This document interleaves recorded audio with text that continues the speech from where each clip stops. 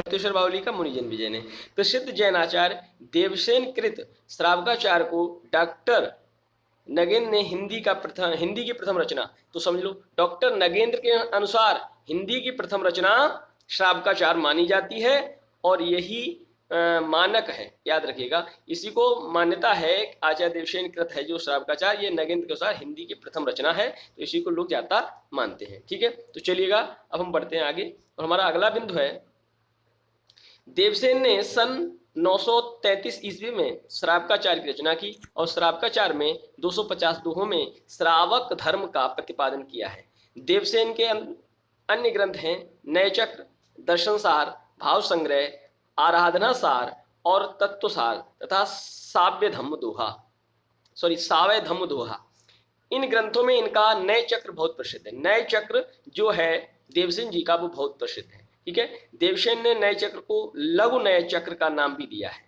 देवसेन के अपने ग्रंथ में जैन धर्म के अनेक संघों की उत्पत्ति लिखी है जिसे इन्होंने जैनोभास का नाम दिया है। तो इन्होंने जैन धर्म के अनेक संघों की उत्पत्ति लिखी, इस कारण इन्होंने अपने जो ग्रंथ है उन्होंने जैनोभास कहा। बृहद नय चक्र की रचना देवसेन के शिष्य माइल धवल ने किया। अब देखिए, एक है लघु है ना नय चक्र, एक है नय चक्र जिसको लघु नय चक्र भी कहा है देवसेन जी ने, लेकिन बृहद नय चक्र की रचना जो की है वो उनके शिष्य ने की है, माइल धवल ने की है ना, तो देवसेन के नाम से प्रसिद्ध है। बृहद नय चक्र का वास्तविक नाम दब साहब पयास या द्रव्य स्वभाव प्रकाश है। पहले यह ग्रंथ दोहा बंद में था, किंतु बाद में किसी शुभंकर के कहने से प्राकृत में गाथा बंद कर दिया गया।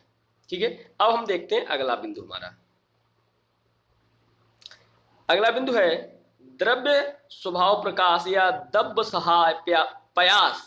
पहले पुरानी हिंदी या ब्रज भाषा में लिखा था, अब दब साहब पयास अब प्राकृत भाषा में मिलती है। दब साहब पयास माइल धवल की रचना है। माइल धवल कौन? देवसेन के शिष्य। शालिभद्र सूरी के बुद्धिरास नामक ग्रंथ का संग्रह उनके शिष्य शिवी ने किया है। देखिए, शालिभद्र सूरी का एक बुद्धिरास नामक ग्रंथ था जिसका संग्रह उनके शिष्य शिवी ने किया है। आशुक नामक कवि ने जालौर में, आशुक कवि जो हुए हैं उन्होंने जालौर में लगभग 1200 ईस्वी में 35 छंदों का एक लघु खंड काव्य रचा जिसको चंदन बाला रास के नाम से, तो आशुक कवि की रचना चंदन बाला रास जिसमें 35 छंद हैं और 1200 ईस्वी में ये रचना रची गई है। आशुक कवि ने जीवदया रास नामक एक ग्रंथ की भी रचना की है। जिन धर्म सूरी ने 1209 ईस्वी में स्थूली भद्र रास की रचना की है। जिन धर्म सूरी ने 1209 ईस्वी में किस पुस्तक की रचना की, किस ग्रंथ की रचना की? स्थूली भद्र रास की। तो स्थूली भद्र रास में रचयिता का नाम जिनधाम मिलता है जो जिन धर्म का ही पर्याय समझा जाता है। जिनधाम इनका नाम मिलता है जो जिन धर्म का ही पर्याय माना जाता है। चलिएगा हम देखते हैं अगला बिंदु।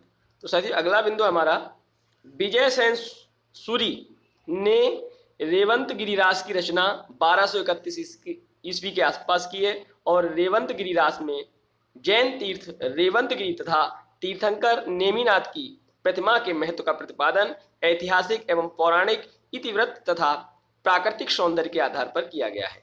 अब रेवंतगिरी रास 4 कड़वकों में विभक्त है। रेवंतगिरी रास की ही भांति कवि पल्हड़ द्वारा रचित आबू रास 1232 ईस्वी में जैनियों के प्रसिद्ध स्थान आबू मंदिर का वर्णन मिलता है ना। अब मुनि सुमितगणी ने नेमिनाथ रास में जैन तीर्थंकर नेमिनाथ के चरित्र का वर्णन अत्यंत संक्षेप में किया है। नेमिनाथ रास की रचना 1213 ईस्वी में हुई। इसमें 58 छंद हैं। चौपाई छंद में 12 मासा का वर्णन विनय चंद्र सूरी द्वारा रचित नेमिनाथ चौपाई से माना जाता है। ठीक है, चौपाई छंद में जो 12 मासा का वर्णन विनय चंद्र सूरी द्वारा रचित नेमिनाथ चौपाई से माना जाता है। ठीक है, अब हम देखते हैं आगे। इसमें अब हमारा अगला बिंदु है कि विनय चंद्र सूरी की अन्य रचनाएं मल्लिनाथ महाकाव्य, पार्श्वनाथ चरित्र, कल्प निरुक्त और उभय इस माला कहाणय छप्पय आदि इनकी जो विनय चंद्र सूरी की रचनाएं हैं।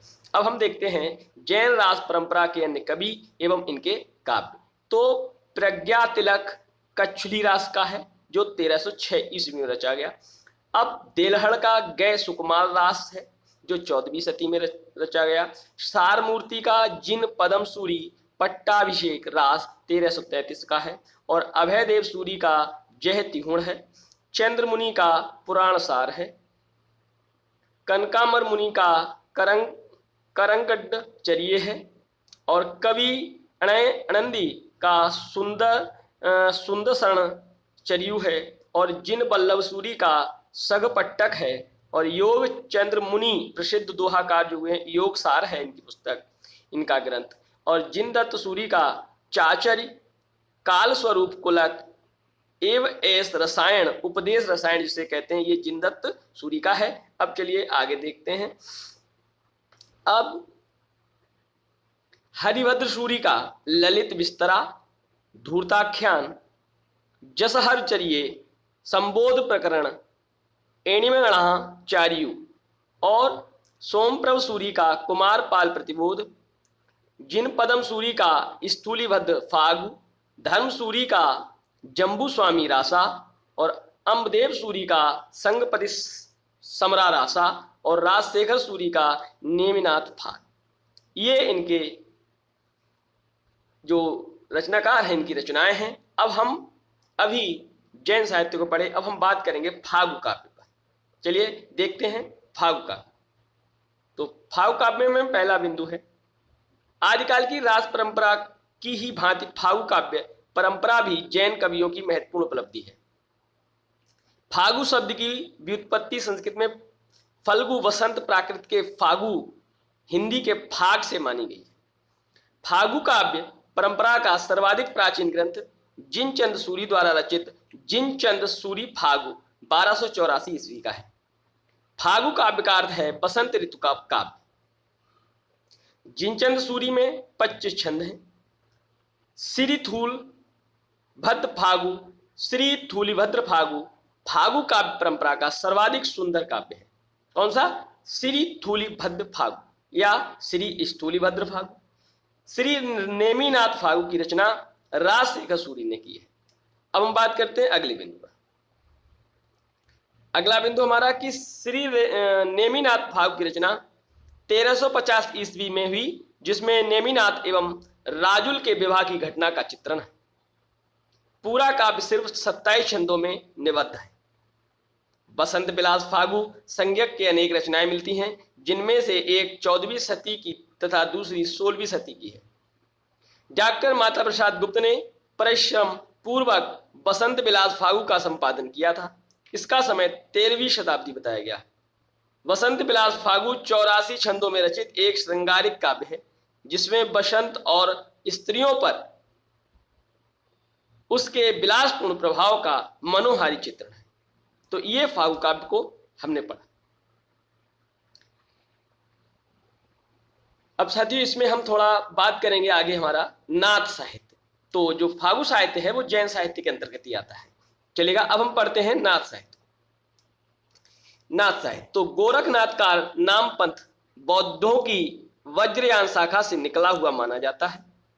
गोरखनाथ ने पतंजलि के उच्च लक्ष्य ईश्वर प्राप्ति को लेकर हठयोग का प्रवर्तन किया। सिद्धों की वामार्गी भोग प्रधान योग साधना की प्रतिक्रिया के रूप में आदिकाल में नामपंथियों की हठयोग साधना आरंभ हुई। आचार्य हजारी प्रसाद द्विवेदी के अनुसार नाथ पंथ या नाथ संप्रदाय के सिद्ध मत, सिद्ध मार्ग, योग संप्रदाय, अवधूत मत एवं अवधूत संप्रदाय नाम से प्रसिद्ध है। हठ योगियों के सिद्ध सिद्धांत पद्धति ग्रंथ के अनुसार हा का अर्थ है सूर्य तथा ठा का अर्थ है चंद्र। इन दोनों के योग को ही हठ योग कहते हैं। तो दोबारा समझ लीजिए इस बात को कि हठ योगियों के सिद्ध सिद्धांत पद्धति ग्रंथ के अनुसार हा का अर्थ होता है सूर्य तथा ठा का अर्थ होता है चंद्र। इन दोनों के योग को ही हठ योग कहा जाता है। हिंदी साहित्य में षड चक्रों वाला योग मार्ग गोरखनाथ ने चलाया। गोरखनाथ को नाथ साहित्य का आरंभकर्ता माना जाता है। गोरखनाथ के गुरु का नाम मत्स्येंद्रनाथ था और मत्स्येंद्रनाथ को मीननाथ, मच्छंदरनाथ भी कहा जाता है। चलिए अब हम बात करेंगे अगले बिंदु पर। तो साथियों मत्स्येंद्रनाथ चौबे बोधिसत्व अवलोकितेश्वर के नाम से भी प्रसिद्ध हुए। मिश्र बंधुओं ने गोरखनाथ को हिंदी का प्रथम गद्य लेखक माना है। मिश्र बंधुओं ने राहुल सांकृत्यायन ने गोरखनाथ का समय 845 ईस्वी माना है। डॉक्टर हजारी प्रसाद द्विवेदी ने उन्हें 9वीं सदी का मानते हैं। आचार्य रामचंद्र शुक्ल और डॉक्टर राम कुमार वर्मा 13वीं सदी का बताते हैं तथा डॉक्टर पीताम्बर दत्त और वड़थवाल उन्हें 11वीं सदी का मानते हैं। आचार्य हजारी प्रसाद द्विवेदी ने लिखा है, शंकराचार्य के बाद इतना प्रभावशाली और इतना महिमान्वित भारतवर्ष में दूसरा नहीं हुआ। भारतवर्ष के कोने कोने में उनके अनुयायी आज भी पाए जाते हैं। भक्ति आंदोलन के पूर्व सबसे शक्तिशाली धार्मिक आंदोलन गोरखनाथ का भक्ति मार्ग ही था। गोरखनाथ अपने युग के सबसे बड़े नेता थे। डॉक्टर पीताम्बर दत्त वड़थवाल ने गोरखनाथ के 14 ग्रंथों को प्रमाणित मानकर उनका संपादन गोरखवाणी नाम से किया। किस नाम से किया? गोरखवाणी नाम से, डॉक्टर पीताम्बर दत्त वड़थवाल ने। चलिएगा, अब हम बात करेंगे अगले बिंदु पर। गोरखवाणी में संकलित गोरखनाथ के प्रमाणिक ग्रंथ निम्नलिखित हैं: शब्द, पद, शिष्यादर्शन, प्राण संकली, नरवय बोध, आत्मबोध, अभय मात्रा योग, 15 तिथि, सप्तबार, मछिंद्र गोरखबोध, रोमावली, ज्ञान तिलक, ज्ञान चौतीसा। अब गोरखनाथ के संस्कृत भाषा में लिखे निम्नलिखित ग्रंथ बताए जाते हैं। कौन कौन से हैं? सिद्ध सिद्धांत पद्धति, विवेक मार्तंड, शक्ति संगम तंत्र, निरंजन पुराण, बैराट पुराण, गोरख शतक, योग सिद्धांत पद्धति, योग चिंतामणि इत्यादि। 10वीं शताब्दी के प्रसिद्ध कश्मीरी आचार्य अभिनव गुप्त ने अपने तंत्रालोक में मछंद विभु मत्स्येंद्र नाथ की वंदना की है। नाथों की संख्या 9 मानी गई है। गोरख सिद्धांत संग्रह में नव प्रवर्तकों के निम्नलिखित नाम गिनाए गए हैं। कौन कौन है समझिएगा: नागार्जुन, जड़भरत, हरिश्चंद्र, सत्यनाथ, भीमनाथ, गोरक्षनाथ, चरपट, जलंधर और मलयार्जुन।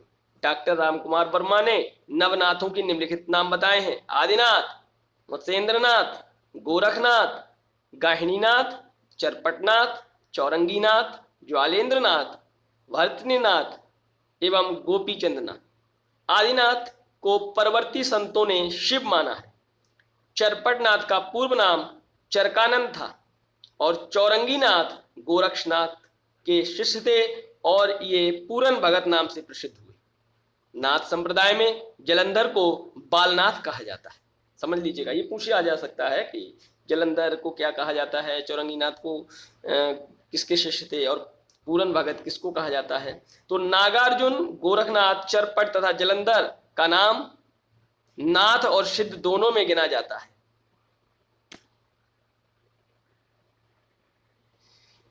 ठीक है साथियों, और नाथों में रसायनी नागार्जुन को माना जाता है। नाथ पंथ के जोगियों को कनफटा भी कहा जाता है। नाथ पंथियों की भाषा सदुक्कड़ी भाषा थी, जिसका ढांचा कुछ खड़ी बोली लिए हुए राजस्थानी था। गोरखनाथ ने अपने रचनाओं में गुरु महिमा, इंद्रिय निग्रह, प्राण साधना, वैराग्य, मन साधना, कुंडलिनी जागरण, शून्य समाधि आदि का वर्णन किया है। और मत्स्येंद्रनाथ का वास्तविक नाम विष्णु शर्मा माना जाता है। इनकी लिखी संस्कृत रचना काल ज्ञान निर्णय का संपादन प्रबोध चंद्र बागाची ने किया है।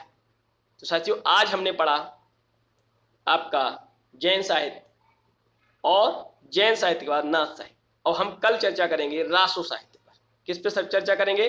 रासो साहित्य पर कल साथियों हम चर्चा करेंगे। तो साथियों, आपको वीडियो कैसी लगी, आपको सेशन कैसा लगा, आप कमेंट सेक्शन में बताइएगा। और अगर वीडियो पसंद आई है तो लाइक और शेयर जरूर करें। तो साथियों, आप हमारे चैनल पर नए हैं तो पुनः कहेंगे कि आप हमारे चैनल को सब्सक्राइब करें, और आप हमारे टेलीग्राम चैनल से भी जुड़ना चाहते हैं तो आप प्लीज़ हमारे जो वीडियो है उसके डिस्क्रिप्शन में जाके वहाँ टेलीग्राम लिंक दिया है, वहाँ आप जुड़ जाइए। वहाँ आपको पीजीटी और टीजीटी है ना, पीजीटी टीजीटी आदि के लिए हिंदी की क्यूज भी वहाँ मिलेगी और आपको वहाँ नोट्स भी, जो भी आप नोट्स पीडीएफ के माध्यम से चाहते हैं वो आपको हम फ्री देंगे। इसमें कोई भी निःशुल्क है और मुझे भी कोई पैसे से नहीं मिले हैं, तो मैं आपको भी निःशुल्क दे दूंगा। जो भी है मैं आपको, और वो आपको ग्रुप में ही मिल जाएगी, देने की आवश्यकता नहीं है, वो आप ग्रुप में ही फाइल में जाकर प्राप्त कर सकते हैं। और जो भी ज़रूरत हो आप हमें बता सकते हैं। तो टेलीग्राम चैनल में लिंक दिया गया है डिस्क्रिप्शन में, वो आप जुड़ जाएं और उस पर आप हमसे कुछ भी आप पढ़ने से योग समझिए जानकारी है या कुछ भी है वो आप हमसे मांग सकते हैं और हम आपके लिए पूरा सहयोग करेंगे। तो साथियों फिर मिलेंगे अगली वीडियो के साथ, तब तक के लिए नमस्कार, धन्यवाद।